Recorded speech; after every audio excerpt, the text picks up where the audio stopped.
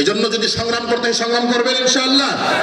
হ্যাঁ, কোরআনে কারীমের জন্য, ইসলামের জন্য, রাসূলুল্লাহর আদর্শের জন্য, দেশের স্বাধীনতার জন্য পিছনেও যেভাবে আপনারা উম্মতের উলামায়ে কেরামের ডাকে সাড়া দিয়ে রাজপথে নেমে আসছেন, আগামীতেও যদি মাদ্রাসা মসজিদের জন্য কোরআনে কারীমের তালিম বাস্তবায়ন করার জন্য সংগ্রামের ডাক দেওয়া হয়, সেই সংগ্রামে ময়দানে ঝাঁপিয়ে পড়তে কারা কারা প্রস্তুত আছেন? আল্লাহ তাআলা টাকা, আপনি যে 1 কেজি লাউ কিনতে 1 কেজি আলু কিনতেছেন, এর থেকে রাষ্ট্র ট্যাক্স নিতেছে না? আপনার টাকা দিয়ে স্কুলগুলো পরিচালিত হচ্ছে, অথচ আপনার সন্তানের মৌলিক শিক্ষা কোরআনে কারীমের তালিম নেই, রাসূলুল্লাহর সুন্নাত নেই। যাও কিছু নামকে অস্ত্র ছিল, এগুলোকে শেষ করে দিচ্ছে। আমরা এমন শিক্ষা সিলেবাস চাই না। মুসলমানদের দেশ, মুসলমানদের সন্তানরা প্রাইমারিতে পড়বে, কোরআনে কারীমের তেলাওয়াত বিশুদ্ধভাবে করবে। কথা বলেন ঠিক কিনা? এটা আপনারা সকলে চান ইনশাআল্লাহ। এই জন্য যদি সংগ্রাম করতে হয় সংগ্রাম করবেন ইনশাআল্লাহ।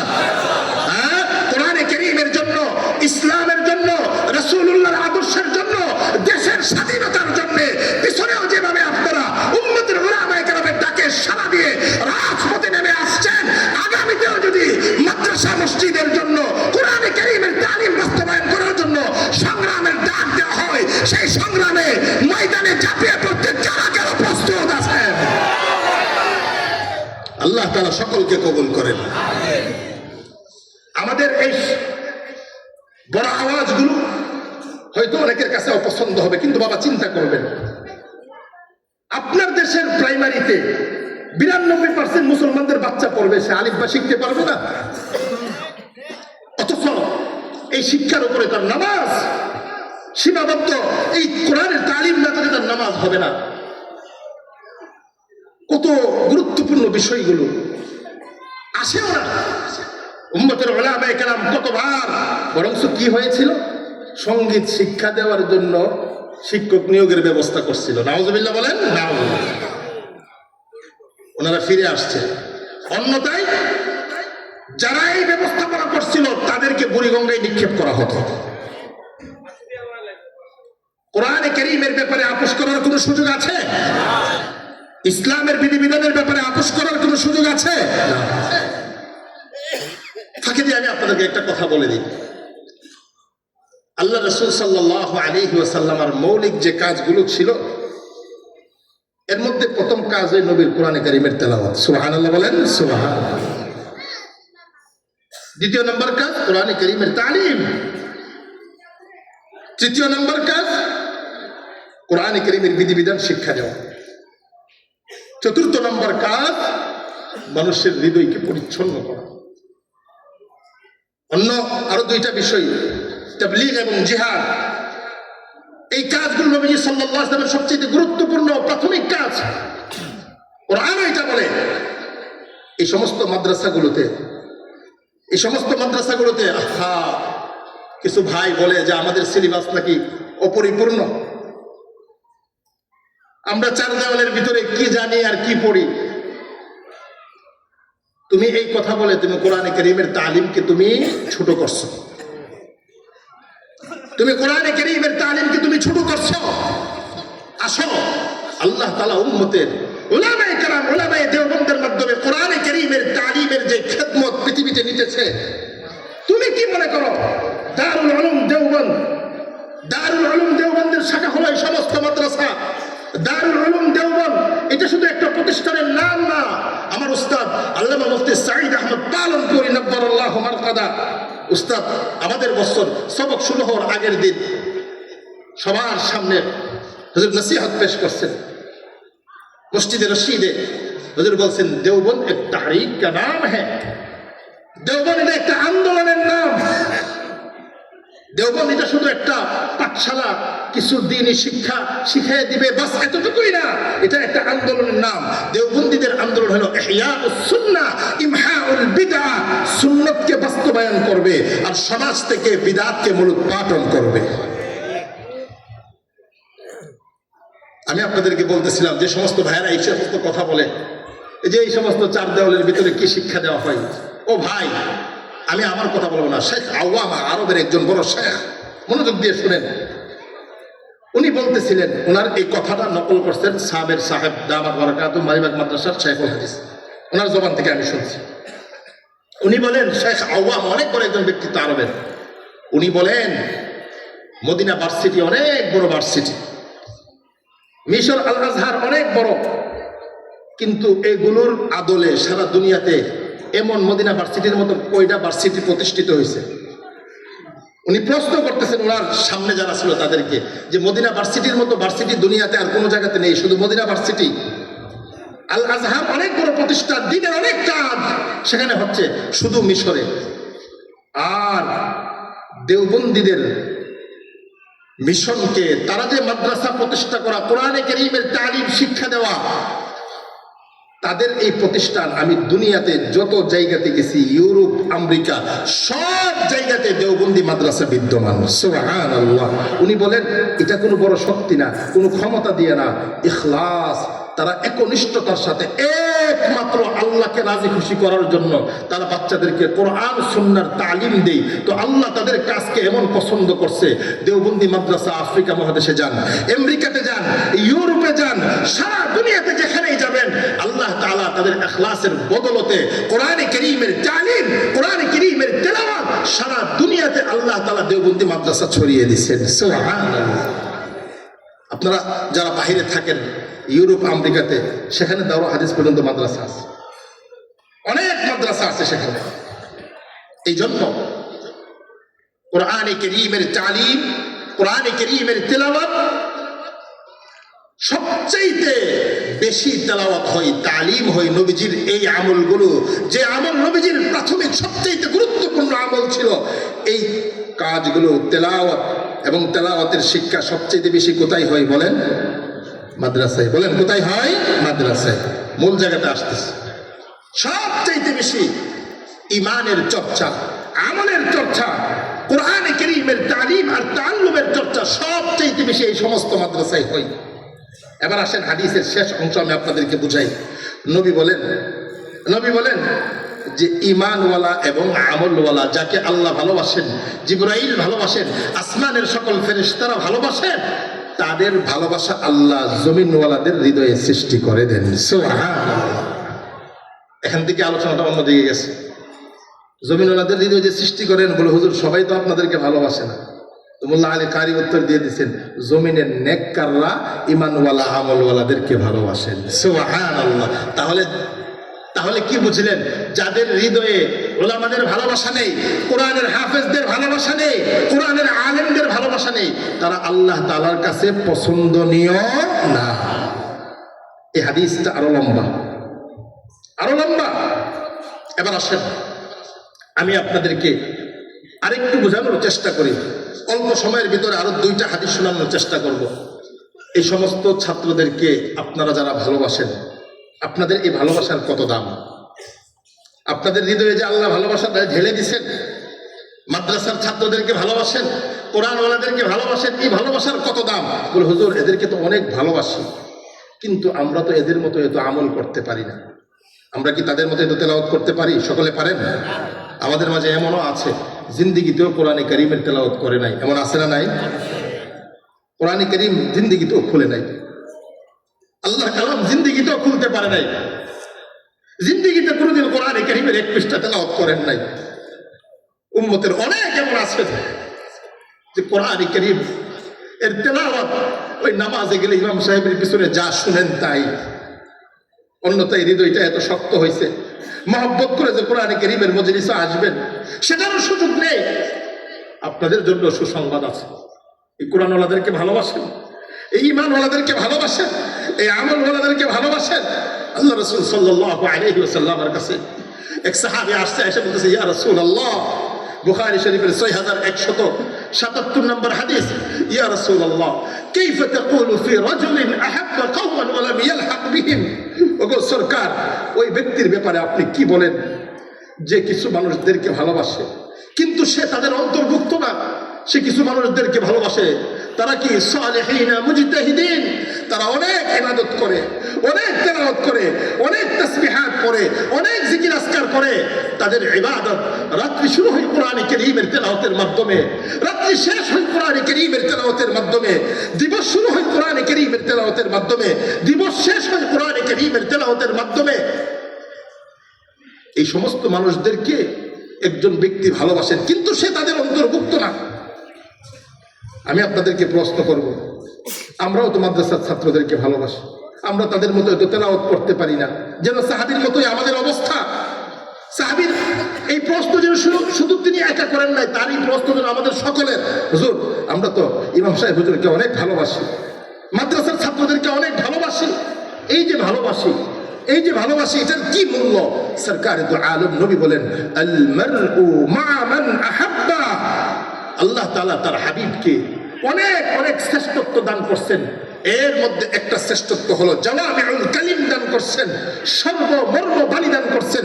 মুসলিম শরীফের 523 নম্বর হাদিস, সরকারে দু আলম নবী বলেন, ফুদ্দিলতু আলাল আম্বিয়া বিসিত্তিন উতিতু জাওয়ামিউল কালিম ওয়া নুসিরতু বিররুব ওয়া উহিল্লাত লিয়াল গানাইম ওয়া জুইলাত লিয়াল আরদু মাসজিদান ওয়া তাহুরা ওয়া উরসিলতু ইলা কাফাতিন নাস ওয়া খুতিমা বিয়ান নাবিয়্যুন। সরকারে দু আলম নবী, লম্বা হাদিস, আলোচনা করলে অনেক সময় হয়ে যাবে। আল্লাহ রাসূল বলেন, আল্লাহ তাআলা আমাকে সকল নবীদের উপরে বিশেষভাবে 6টি জিনিস দিয়ে শ্রেষ্ঠত্ব দান করছেন। সুবহানাল্লাহ।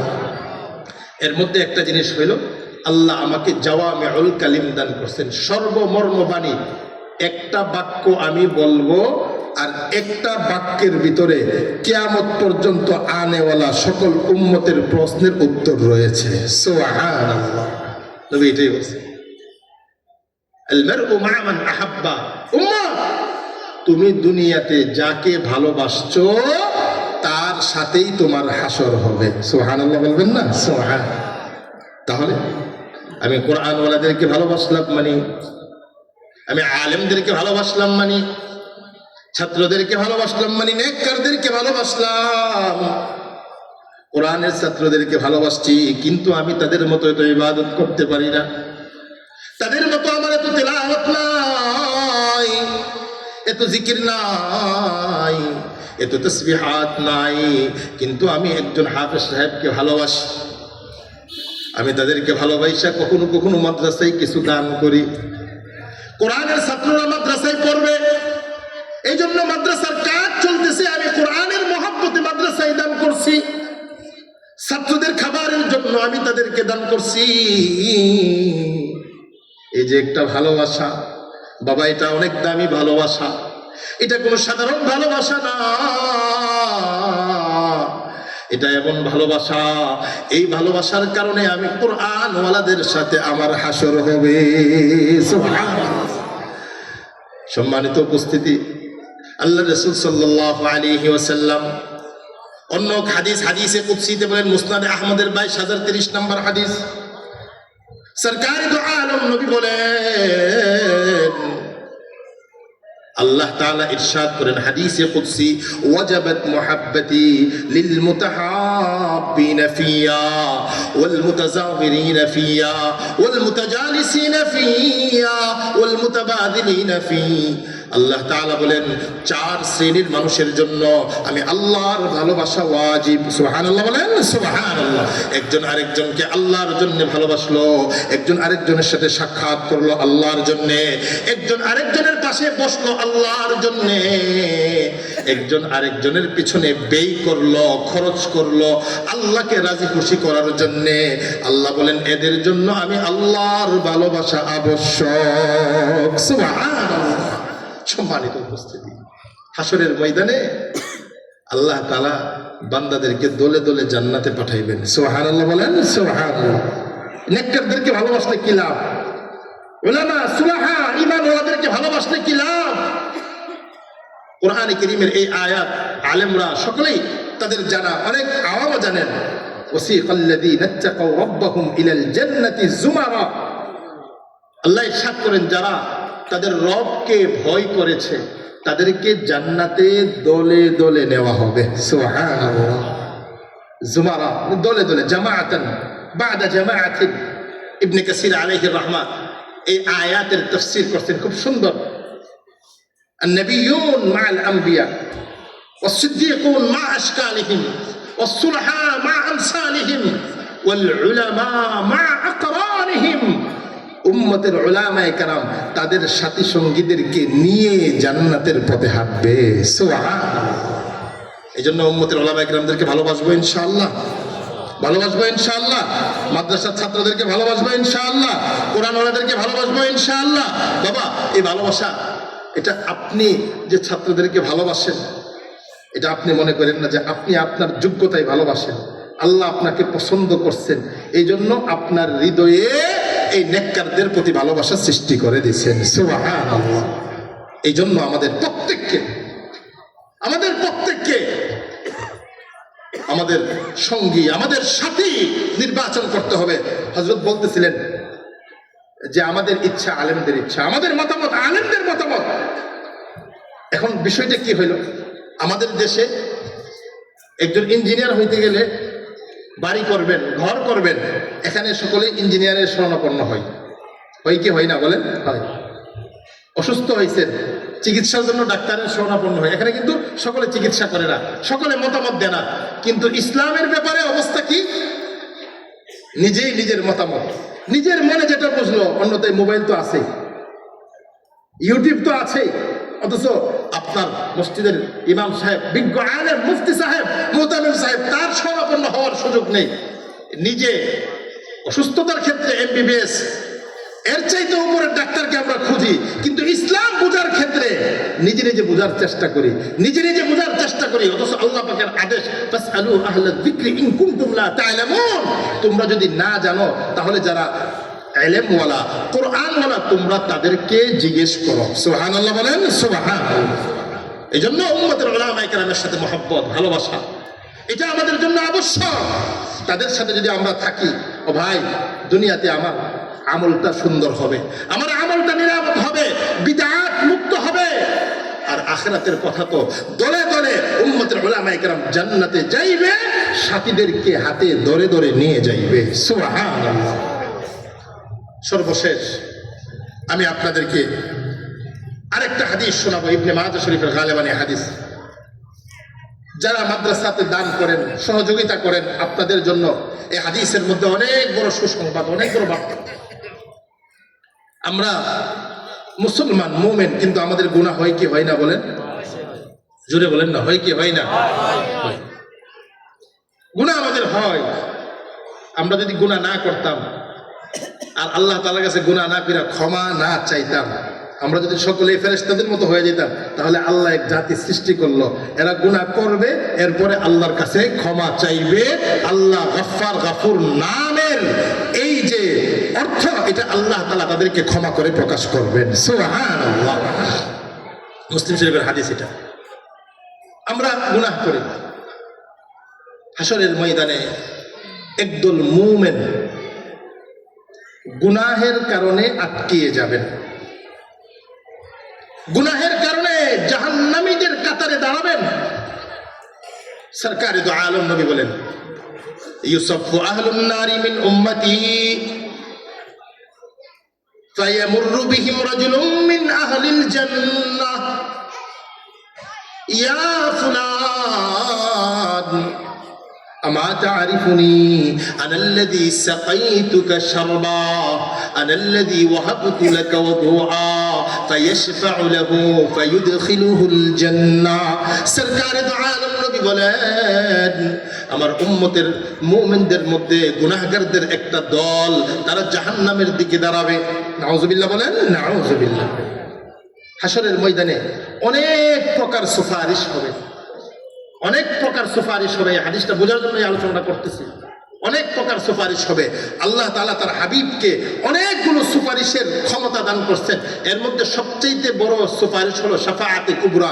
হাসরের ময়দানে বিচার কার্য শুরু হবে না, উম্মতের সকলে হযরত আদমের কাছে যাইবে, আপনি সুপারিশ করেন। তিনি বলবেন আমি পারবো না, আমি এটার উপযুক্ত না। উম্মতের সকলে তারপরে হযরত ইব্রাহিমের কাছে যাইবেন। হযরত ইব্রাহিম বলবে আলাইকুম বিমূসা, তোমরা হযরত মূসার কাছে যাও। হযরত মূসা বলবে আমিও এটার উপযুক্ত না। আলাইকুম বিঈসা, তোমরা হযরত ঈসা আলাইহিস সালাতু ওয়াস সালামের কাছে যাও। হযরত ঈসা বলবে লাস্তু লাহা, আমিও এটার উপযুক্ত না। আলাইকুম আলাইকুম বিমুহাম্মদ ফায়াতুনা মুহাম্মাদান সাল্লাল্লাহু আলাইহি ওয়াসাল্লাম। সকলে আল্লাহ রাসূলের কাছে আসবে। আল্লাহ রাসূলের কাছে আসার পরে আল্লাহ রাসূল বলবে, হ্যাঁ, এই ক্ষমতা, এই যোগ্যতা, এই শ্রেষ্ঠত্ব আল্লাহ আমাকে দান করছেন। সুবহানাল্লাহ। আল্লাহ রাসূল সাল্লাল্লাহু আলাইহি ওয়াসাল্লাম সেজদায় পড়ে যাইবেন, সেজদায় পড়ে যাইবেন, সেজদায় পড়বেন। নবী বলেন, ওই দিন আমি আল্লাহর যে প্রশংসা করব এটা আমার আজকে জানা নাই। ওই সময় আল্লাহ আমাকে আমার হৃদয়ে ঢেলে দিবেন, আমি আল্লাহর প্রশংসা করব। আল্লাহ বলবে, ইরফা রাসাক মুহাম্মদ, আপনি আপনার মাথা উঠান, সাল তুতা, আপনি চান আপনাকে দেওয়া হবে, ইশফা তুশাফা, নবী আপনি সুপারিশ করেন, আপনার সুপারিশ কবুল করা হবে। সুবহানাল্লাহ। নবীজি সাল্লাল্লাহু আলাইহি শাফাআতে কুবরা, এই সুপারিশ করবেন। নবীজি সাল্লাল্লাহু আলাইহি ওয়াসাল্লাম যারা বিনা হিসাবে জান্নাতে যাইবেন তাদের জন্য সুপারিশ করবেন। নবীজি সাল্লাল্লাহু আলাইহি ওয়াসাল্লাম যারা কি গুনাহ করছে, হিসাব হইছে, জাহান্নামে চলে যাবে, তাদের জন্য সুপারিশ করে তাদেরকে জান্নাতে নিয়ে যাইবেন। আল্লাহ রাসূল সাল্লাল্লাহু আলাইহি ওয়াসাল্লাম মুজনিব গুনাহগার জাহান্নামে নিক্ষিপ্ত হয়ে গেছে, তাদেরকে নবীজি সাল্লাল্লাহু আলাইহি ওয়াসাল্লাম সুপারিশ করে করে জান্নাতে নিয়ে যাইবেন। ঠিক তেমনি ভাবে উম্মতের শুহাদারা সুপারিশ করবে, উম্মতের নেককাররা সুপারিশ করবে। আল্লাহ রাসূল সাল্লাল্লাহু আলাইহি ওয়াসাল্লাম এই হাদিসে এইটাই বলতেছেন যে উম্মতের একদল মানুষ গুনাহের কারণে জাহান্নামের কাতারে দাঁড়াবে, তাদের সামনে দিয়ে একজন জান্নাতি লোক হাইটা যাবে। সুবহানাল্লাহ বলেন, সুবহানাল্লাহ। এই কাতার থেকে গুনাহগারদের মধ্যে একজন ডাইকা বলবে, ইয়া ফুলান আমা তারিফুনি, হে অমুক, তুমি যে জান্নাতে চলে যাচ্ছ, তুমি কি আমাকে চিনো না? আনাল্লাযী সাকাইতুকা শারবা, ও বাবা, আমি তো তোমাকে দুনিয়াতে এক গ্লাস পানি পান করাইছিলাম। সুবহানাল্লাহ। আনাল্লাযী ওয়াহাবতু লাকা ওযুআ, বাবা তুমি আজকে জান্নাতে চলে যাইতেছো, আমি জাহান্নামের কাতারে দাঁড়িয়ে আছি, আমি জাহান্নামে চলে যাইব। গুনাহের কারণে জাহান্নামের কাতারে যারা দাঁড়াইছে তাদের সাথে আমি দাঁড়াইছি, কিন্তু বাবা তুমি যে জান্নাতে চলে যাচ্ছ, দুনিয়াতে আমি তোমার উজুর পানির ব্যবস্থা একদিন করে দিয়েছিলাম। সুবহানাল্লাহ বলেন, সুবহানাল্লাহ। এবার আমি আপনাদেরকে এই হাদিসের মধ্যে একটু বুঝাবো। বাবা মাদ্রাসার ছাত্ররা মাদ্রাসায় পড়তেছে, এখানে আপনাদের অবদান আছে কি নাই বলেন? আপনাদের অর্থ এখানে আছে কি নাই বলেন? আপনাদের অর্থায়নে যে সমস্ত মাদ্রাসা চলে, এখানে যে সমস্ত ছাত্ররা হাফেজ আলেম হচ্ছে, আল্লাহওয়ালা হচ্ছে, নেককার হচ্ছে, তারা জান্নাতে চলে যাইবে। আমি যদি গুনাহের কারণে জাহান্নামীদের কাতারে দাঁড়িয়ে যাই, আমি বলতে পারবো, বাবা তুমি যে কোরআন কারীম যেই ভবনে পড়ছো, এই ভবনের নির্মাণে আমি অর্থায়ন করছি। সুবহানাল্লাহ। তুমি যে ওযু করছো, ওযুর পানির ব্যবস্থার মধ্যে আমার অর্থ ছিল। আমি তোমাদেরকে একদিন খাবারের ব্যবস্থা করছিলাম। ঠিক ওই গুনাহগার হাসরের ময়দানে এমনটাই বলতেছে, এই আমি তোমাকে পানি পান করাইছি, দুনিয়াতে আমি তোমাকে একদিন ওযুর পানির ব্যবস্থা করে দিয়েছি। সরকারে দু আলম নবী বলেন, ওই জান্নাতি ফায়াশফাউ লাহু, এই গুনাহগারের জন্য সুপারিশ করবে, তারপরে তাকে নিয়ে জান্নাতে প্রবেশ করবে। সুবহানাল্লাহ। সম্মানিত উপস্থিতি, এই জন্য আমরা মাদ্রাসার ছাত্রদেরকে ভালোবাসবো। এত আসতে বলছেন, ভালোবাসবো, ওলামাদেরকে ভালোবাসবো, নেককারদেরকে ভালোবাসবো। এই ভালোবাসা বলে, হুজুর দিলে তো এই ভালোবাসা আমি লালন করি, আপনি লালন করেন না। আমি যে আয়াত পড়ছি, এই আয়াতে আল্লাহ কি বলছেন? ইন্নাল্লাযীনা আমানু ওয়া আমিলুস সালিহাত সায়াজআলু লাহুমুর রাহমানু বুদ্দা। আল্লাহ বলেন যারা ঈমানওয়ালা, আমলওয়ালা, তাদের জন্য আমি আল্লাহ ভালোবাসা সৃষ্টি করে দেই। সুবহানাল্লাহ। এইজন্য আপনি যে মাদ্রাসার ছাত্রকে ভালোবাসেন, আপনি যে উলামায়ে কেরামদেরকে ভালোবাসেন, আপনি যে উম্মতের নেককারদেরকে ভালোবাসেন, এই ভালোবাসা এটা আপনি লালন করেন নাই, আল্লাহ আপনার হৃদয়ে সৃষ্টি করে দিয়েছেন। সুবহানাল্লাহ। এই জন্য আমরা মৃত্যু পর্যন্ত উলামায়ে কেরামের সাথে থাকবো, পারবো ইনশাআল্লাহ। উলামায়ে কেরাম যেখানে আমরা আছি সেখানে, কোরআন হাদিস যেখানে আমরা আছি সেখানে, পারবো ইনশাআল্লাহ। আল্লাহ তাআলা আমাদেরকে মৃত্যু পর্যন্ত কোরআনকে ভালোবাসা, উম্মতের উলামায়ে কেরামকে ভালোবাসার তৌফিক দান করেন, নেককারদেরকে ভালোবাসার তৌফিক দান করেন। আমরা প্রত্যেকেই মাদ্রাসার জন্য সব সময় সাধ্য অনুযায়ী মাদ্রাসার পাশে থাকবো তো ইনশাআল্লাহ। আল্লাহ তাআলা সকলকে কবুল করেন, আমিন। ওয়া আখিরু দাওয়ানা আনিল হামদুলিল্লাহি রাব্বিল আলামিন। দুরূদ শরীফ পড়েন। আল্লাহুম্মা সাল্লি আলা মুহাম্মাদ ওয়া আলা আলি মুহাম্মাদ কামা সাল্লাইতা আলা ইব্রাহিম ওয়া আলা আলি ইব্রাহিম ইন্নাকা হামিদুম মাজিদ। আল্লাহুম্মা বারিক আলা মুহাম্মাদিন ওয়া আলা আলি মুহাম্মাদ كما باركت على إبراهيم وعلى آل إبراهيم إنك حميد مجيد. أستغفر الله الذي لا إله إلا هو الحي القيوم وأتوب إليه لا حول ولا قوة إلا بالله العلي العظيم. الحمد لله رب العالمين والصلاة والسلام على سيد الأنبياء والمرسلين نبينا محمد وعلى آله وأصحابه أجمعين. ربنا ظلمنا أنفسنا وإن لم تغفر لنا وترحمنا لنكونن من الخاسرين. اللهم اغفر لنا ولوالدينا رب ارحمهما كما ربياني صغيرا. رب ارحمهما كما ربياني صغيرا. ربنا هب لنا من أزواجنا وذرياتنا قرة أعين واجعلنا للمتقين إماما. رب العالمين أي الله তোমার কোরআনের মহব্বতকারী তোমার নেক বান্দাদেরকে নিয়ে মাওলা, উম্মতের উলামায়ে কেরামদেরকে নিয়ে মাওলা, তোলাবাদেরকে নিয়ে আল্লাহ, সাদাদারি ওলা মুরব্বী বাবাদেরকে নিয়ে, যুবক ভাইদেরকে নিয়ে, পর্দার অন্তরালে আমার মা বোনদেরকে নিয়ে তোমার শাহী দরবারে হাত উঠাইছি। রব্বুল আলামিন তুমি আমাদেরকে ঈমানওয়ালা আমলওয়ালা জিন্দেগি দান করো মাওলা। আয় আল্লাহ কোরআনওয়ালা জিন্দেগি দান করো মাওলা, সুন্নতওয়ালা জিন্দেগি দান করো আল্লাহ, নেককারদেরকে বন্ধু বানানোর তৌফিক দান করো মাওলা। আল্লাহ আমাদের সন্তানদেরকে নেককার হিসেবে কবুল করো মাওলা, কোরআনের তেলাওয়াতকারী হিসেবে কবুল করো মাওলা। রব্বুল আলামিন আমাদের সন্তানদেরকে দিনদার হিসেবে কবুল করো মাওলা।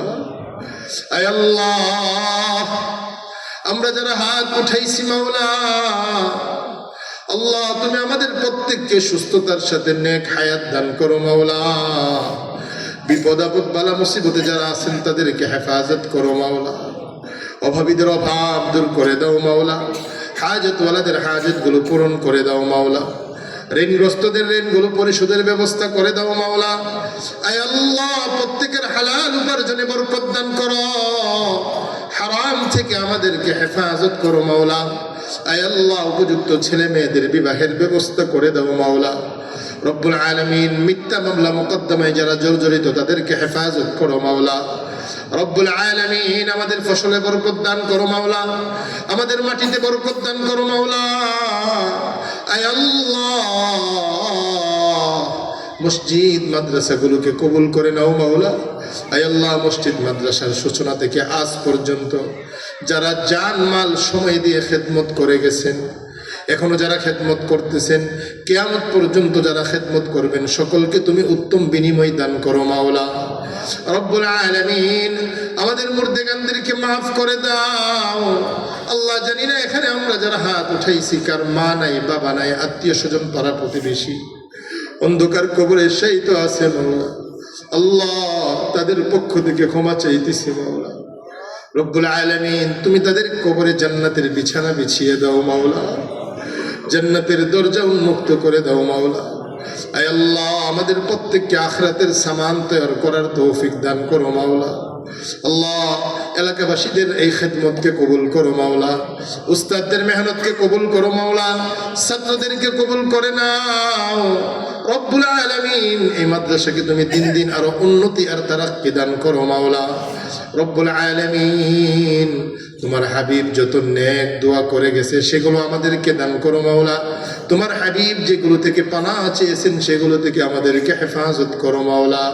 আয় আল্লাহ, আমাদেরকে বারবার মক্কা মদিনা জিয়ারতের তৌফিক দান করো মাওলা।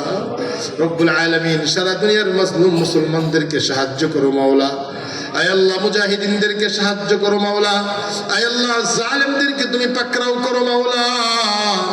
আয় আল্লাহ, মৃত্যুর সময় আমাদের প্রত্যেকের জবানে কালিমা নসিব করে দিও মাওলা। আয় আল্লাহ, অনেকে বিশেষ অসুস্থদের জন্য দোয়া চাইছেন, মুহতামিম সাহেব হুজুর অনেকের জন্য দোয়া চেয়েছেন। আল্লাহ, প্রত্যেকের দিলের জায়েজ আশাগুলো তুমি কবুল করে নাও মাওলা। রব্বুল আলামিন, বিশেষ করে যারা হাসপাতালে আছেন, বিছানায় পড়ে আছেন, আল্লাহ তুমি তাদেরকে সুস্থতার নিয়ামত দান করো মাওলা।